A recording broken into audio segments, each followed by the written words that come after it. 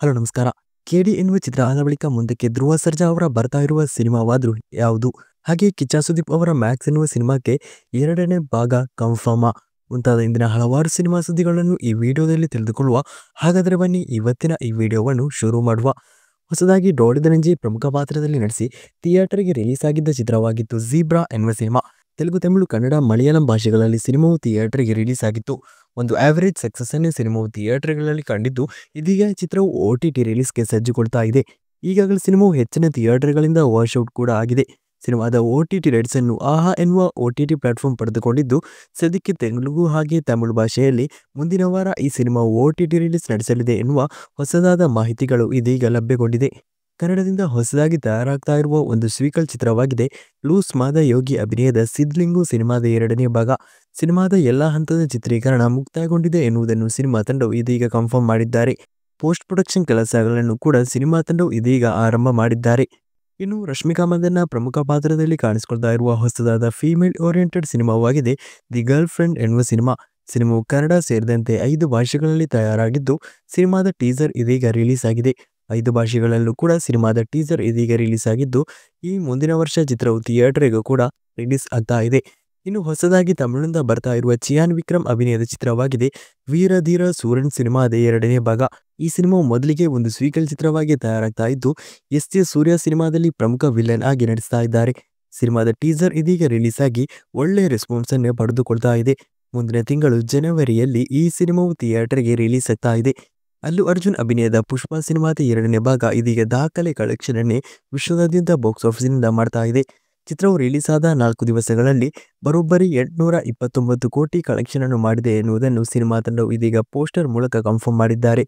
ಆದರೆ ಈ ಹಿಂದೆ ಹೇಳಿದಂತೆ ಇದು ಕೇವಲ ಪ್ರಮೋಷನಲ್ ಫಿಗರ್ ಮಾತ್ರ. ಇಷ್ಟರ ಮಟ್ಟಿಗೆ ಸಿನಿಮಾ ಕಲೆಕ್ಷನ್ ಮಾಡಿಲ್ಲ. ಆದರೆ ಸಿನಿಮಾಕ್ಕೆ ಅಂದುಕೊಂಡಂತಕ್ಕಿಂತ ದೊಡ್ಡ ಮಟ್ಟಿನ ಕಲೆಕ್ಷನ್ ಇದೀಗ ಆಗ್ತಾ ಇದೆ. ಅದರಲ್ಲೂ ನಾರ್ತ್ ಇಂಡಿಯಾ ಬಾಕ್ಸ್ ಆಫೀಸಿನಲ್ಲಿ ಸಿನಿಮಾವು ದೊಡ್ಡ ದಾಖಲೆ ಕಲೆಕ್ಷನ್ ಅನ್ನೇ ಮಾಡ್ತಾ ಇದ್ದು, ನಿನ್ನೆ ಮಾತ್ರ ಸಿನಿಮಾವು ಆದಿತ್ಯವಾರ 100 ಕೋಟಿಯ ಸನಿಹ ನಾರ್ತ್ ಇಂಡಿಯಾ ಬಾಕ್ಸ್ ಆಫೀಸಿನಲ್ಲಿ ಕಲೆಕ್ಷನ್ ಮಾಡಿದೆ ಎನ್ನುವ ಮಾಹಿತಿಗಳು ಕೂಡ ಕೇಳಿ ಬರ್ತಾ ಇದೆ. ಕರ್ನಾಟಕದಲ್ಲಿ ಮೊದಲಿಗೆ ಸಿನಿಮಾ ಲಾಭ ಗಳಿಸುವ ಚಾನ್ಸಸ್ ಕಡಿಮೆ ಇದೆ ಎನ್ನುವ ಅಪ್ಡೇಟ್ ಅನ್ನು ಕೊಟ್ಟಿದ್ದೆ. ಆದರೆ ಎಲ್ಲವೂ ಬದಲಾಗಿದೆ. ಕರ್ನಾಟಕ ಬಾಕ್ಸ್ ಆಫೀಸಿನಲ್ಲಿ ರಿಲೀಸ್ ಆದ 3 ದಿವಸಗಳಲ್ಲೇ ಈ ಸಿನಿಮಾವು ಕರ್ನಾಟಕ ಬಾಕ್ಸ್ ಆಫೀಸಿನಲ್ಲಿ ಬರೋಬ್ಬರಿ 45 ಕೋಟಿ ಕಲೆಕ್ಷನ್ ಅನ್ನು ದಾಟಿದೆ. ಇವತ್ತಿನ ಕಲೆಕ್ಷನ್ ಅನ್ನು ಸೇರಿಸಿ ಇದೀಗ ಕರ್ನಾಟಕದಲ್ಲಿ ಈ ಚಿತ್ರವು ಲಾಭವನ್ನು ಬ್ರೇಕ್ ಈವನ್ ಪಾಯಿಂಟ್ ಅನ್ನು ದಾಟಿದೆ ಎನ್ನುವ ಮಾಹಿತಿಗಳು ಕೂಡ ಕೇಳಿ ಬರ್ತಾ ಇದೆ. ಕನ್ನಡ ವರ್ಷನ್ನಲ್ಲೂ ಕೂಡ ಚಿತ್ರವು ಇದೀಗ ದೊಡ್ಡ ಮಟ್ಟಿನ ಕಲೆಕ್ಷನ್ ಅನ್ನೇ ಮಾಡ್ತಾ ಇದ್ದು, ಕನ್ನಡ ವರ್ಷನ್ನಲ್ಲಿ ಈ ಸಿನಿಮಾವು ಮೊದಲ ವೀಕೆಂಡ್ನಲ್ಲಿ 4 ಕೋಟಿ 20 ಲಕ್ಷ ಕಲೆಕ್ಷನ್ ಅನ್ನು ಮಾಡಿಕೊಂಡಿದೆ. ಈ ಮೂಲಕ ಮೊದಲ ವೀಕೆಂಡ್ನಲ್ಲಿ ಅತ್ಯಧಿಕ ಹೆಚ್ಚು ಕಲೆಕ್ಷನ್ ಅನ್ನು ಕನ್ನಡ ಡಬ್ಡ್ ವರ್ಷನ್ನಲ್ಲಿ ಪಡೆದುಕೊಂಡಿರುವ ಸಿನಿಮಾ ಎನ್ನುವ ಖ್ಯಾತಿಯನ್ನು ಈ ಚಿತ್ರವು ಪಡೆದುಕೊಳ್ಳಲಿದೆ. ಮುಂದಕ್ಕೆ ಕನ್ನಡ ವರ್ಷನ್ನಲ್ಲಿರುವ ಎಲ್ಲಾ ದಾಖಲೆಯನ್ನು ಈ ಚಿತ್ರವು ಉಡಿಸ್ ಮಾಡುವ ಎಲ್ಲಾ ಸಾಧ್ಯತೆಗಳು ಕಂಡು ಬರ್ತಾ ಇದೆ. ದಿನಗಳದಂತೆ ಈ ಚಿತ್ರದ ಕನ್ನಡ ವರ್ಷನ್ಗೆ ಬೇಡಿಕೆ ಉಂಟಾಗ್ತಾ ಇದೆ. ಮೊದಲ ದಿನ ಸಿನಿಮಾವು 90 ಲಕ್ಷ ಕಲೆಕ್ಷನ್ ಅನ್ನು ಕನ್ನಡ ವರ್ಷನ್ನಲ್ಲಿ ಗಳಿಕೆ ಮಾಡಿದ್ರೆ, 2ನೇ ದಿನ 80 ಲಕ್ಷ ಕಲೆಕ್ಷನ್ ಅನ್ನು ಮಾಡಿಕೊಂಡಿತ್ತು. 3ನೇ ದಿನ 1 ಕೋಟಿ 15 ಲಕ್ಷ ಕಲೆಕ್ಷನ್ ಅನ್ನು ಕನ್ನಡ ವರ್ಷನ್ನಲ್ಲಿ ಮಾಡಿಕೊಂಡ್ರೆ, ನಿನ್ನೆ ಆದಿತ್ಯವಾರ ಈ ಸಿನಿಮಾವು 1 ಕೋಟಿ 35 ಲಕ್ಷ ಕಲೆಕ್ಷನ್ ಅನ್ನು ಮಾಡಿಕೊಂಡಿದೆ. ಆದರೆ ಸಿನಿಮಾಕ್ಕೆ ಇದುವರೆಗೂ ಸಲಾರ್ ಸಿನಿಮಾದ ದಾಖಲೆಯನ್ನು ದಾಟಲು ಸಾಧ್ಯವಾಗಿಲ್ಲ. ಅಂದರೆ ಸಲಾರ್ ಎನ್ನುವ ಸಿನಿಮಾವು ಒಂದೇ ದಿನ 1 ಕೋಟಿ 43 ಲಕ್ಷ ಕಲೆಕ್ಷನ್ ಅನ್ನು ಕನ್ನಡ ವರ್ಷನ್ನಲ್ಲಿ ಪಡೆದುಕೊಂಡಿತ್ತು. ಒಂದಾದರೆ ಮುಂದಿನ ವೀಕೆಂಡ್ನಲ್ಲಿ ಈ ದಾಖಲೆಯನ್ನು ಕೂಡ ಉಡಿಸ್ ಮಾಡುವ ಸಾಧ್ಯತೆಗಳಿವೆ. ಸದ್ಯಕ್ಕೆ ಸಿನಿಮಾವು ಇಷ್ಟು ದೊಡ್ಡ ಮಟ್ಟಿನ ಕಲೆಕ್ಷನ್ ಅನ್ನು ಮಾಡಲು ಕಾರಣ ಸಿನಿಮಾದ ಟಿಕೆಟ್ ಪ್ರೈಸ್. ಸಿನಿಮಾಕ್ಕೆ ಅಷ್ಟರ ಮಟ್ಟಿಗೆ ಟಿಕೆಟ್ ಪ್ರೈಸ್ ಅನ್ನು ಸಿನಿಮಾ ತಂಡವು ಇನ್ಕ್ರೀಸ್ ಮಾಡಿರುವುದರಿಂದ ದೊಡ್ಡ ಮಟ್ಟಿನ ಕಲೆಕ್ಷನ್ ಅನ್ನೇ ಸಿನಿಮಾವು ವಿಶ್ವದಾದ್ಯಂತ ಬಾಕ್ಸ್ ಆಫೀಸಿನಿಂದ ಪಡೆದುಕೊಳ್ತಾ ಇದೆ. ಇನ್ನು ಜನವರಿಯಲ್ಲಿ ಕನ್ನಡ ಸಿನಿಮಾ ರಂಗ ಒಂದು ದೊಡ್ಡ ಕಂಬ್ಯಾಕ್ ಮಾಡುವ ಸಾಧ್ಯತೆಗಳು ಇದೀಗ ಹೆಚ್ಚಾಗಿ ಕಂಡು ಬರ್ತಾ ಇದೆ. ಬ್ಯಾಕ್ ಟು ಬ್ಯಾಕ್ ಹಲವಾರು ಕನ್ನಡ ಸಿನಿಮಾದ ಅಧಿಕೃತವಾದ ಅನೌನ್ಸ್ಮೆಂಟ್ ಅನ್ನು ಜನವರಿ ತಿಂಗಳಿನಲ್ಲಿ ರಿಲೀಸ್ ಮಾಡುವುದಾಗಿ ಘೋಷಣೆ ಮಾಡಿದ್ದಾರೆ. ಶರಣ್ ಅಭಿನಯದ ಚೂಮಂತರ್ ಎನ್ನುವ ಸಿನಿಮಾವು ಜನವರಿ ತಿಂಗಳಿನಲ್ಲಿ ರಿಲೀಸ್ ಆಗಲಿದೆ ಎನ್ನುವುದನ್ನು ಸಿನಿಮಾ ತಂಡವು ಅಧಿಕೃತವಾಗಿ ಕನ್ಫರ್ಮ್ ಮಾಡಿದ್ದಾರೆ. ತರುಣ್ ಸ್ಟುಡಿಯೋಸ್ ಅವರು ನಿರ್ಮಾಣ ಮಾಡ್ತಾ ಇರುವ ಈ ಸಿನಿಮಾವು ಇದೀಗ ಟೀಸರ್ ಕೂಡ ರಿಲೀಸ್ ಆಗಿ ಒಳ್ಳೆಯ ರೆಸ್ಪಾನ್ಸ್ ಅನ್ನು ಪಡೆದುಕೊಳ್ತಾ ಇದೆ.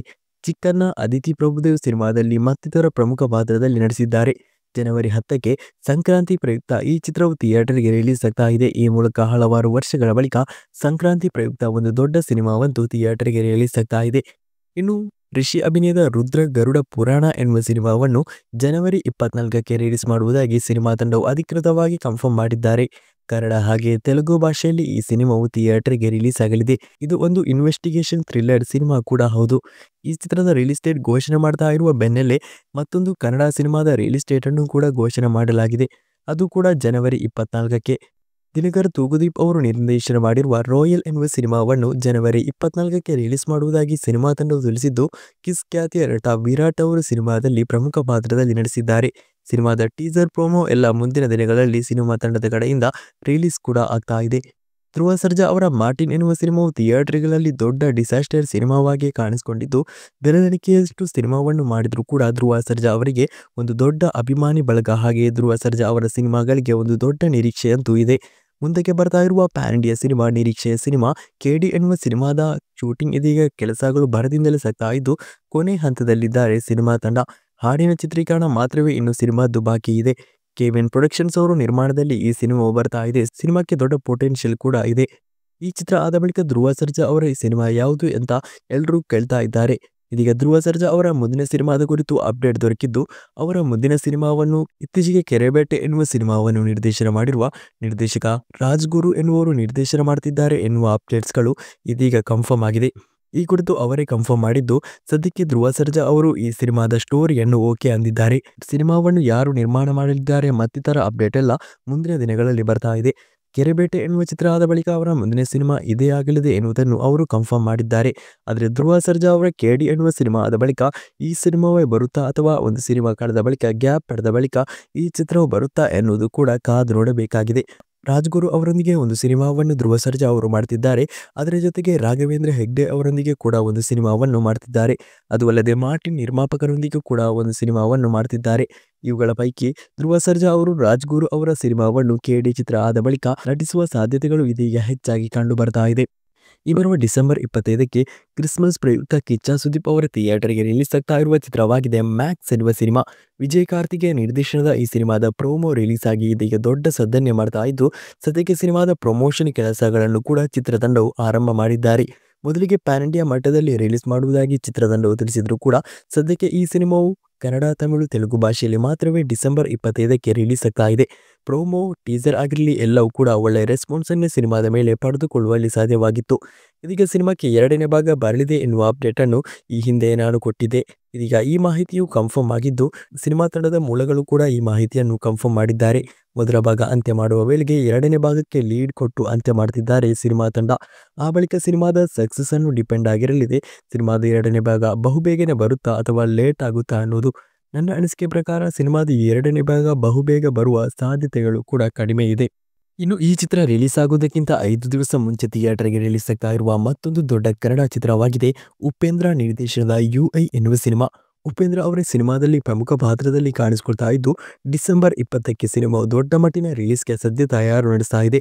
ಸಿನಿಮಾವನ್ನು ವಿದೇಶದಲ್ಲಿ ಡ್ರೀಮ್ ಸ್ಕ್ರೀನ್ ಇಂಟರ್ನ್ಯಾಷನಲ್ ಅವರು ವಿತರಣೆ ಮಾಡ್ತಾ ಇದ್ದು, ಆಸ್ಟ್ರೇಲಿಯಾ ಹಾಗೆಯೇ ನ್ಯೂಜಿಲೆಂಡ್ನಲ್ಲಿ ಚಿತ್ರವು ಡಿಸೆಂಬರ್ 20ಕ್ಕೆ ರಿಲೀಸ್ ಆಗಲಿದೆ ಎನ್ನುವುದನ್ನು ಕನ್ಫರ್ಮ್ ಮಾಡಿದ್ದಾರೆ. ಅದು ಅಲ್ಲದೆ ಸಿನಿಮಾದ ತಮಿಳುನಾಡು ವಿತರಣಾ ಹಕ್ಕನ್ನು AP ಇಂಟರ್ನ್ಯಾಷನಲ್ ಅವರು ಪಡೆದುಕೊಂಡಿದ್ದಾರೆ ಎನ್ನುವುದರ ಕುರಿತು ಅಧಿಕೃತವಾಗಿ ಕನ್ಫರ್ಮ್ ಮಾಡಿದ್ದಾರೆ. ಸಿನಿಮಾದ ಪ್ರಮೋಷನ್ ಕೆಲಸಗಳನ್ನು ಸಿನಿಮಾ ತಂಡವು ಕರ್ನಾಟಕದಲ್ಲಿ ಮಾತ್ರವೇ ಆರಂಭ ಮಾಡಿದ್ದಾರೆ. ಹೊರಗೆ ಸಿನಿಮಾ ತಂಡವು ದೊಡ್ಡ ಮಟ್ಟಿನಲ್ಲಿ ಪ್ರಮೋಷನ್ ಅನ್ನು ಮಾಡಿದ್ರೆ ಮಾತ್ರ ಸಿನಿಮಾಕ್ಕೆ ಮೊದಲ ದಿನ ಹಾಗೆ ಉಳಿದಂತೆ ದೊಡ್ಡ ಸದ್ದನ್ನು ಥಿಯೇಟರ್ಗಳಲ್ಲಿ ಭಾರತದಾದ್ಯಂತ ಮಾಡಲು ಸಾಧ್ಯ.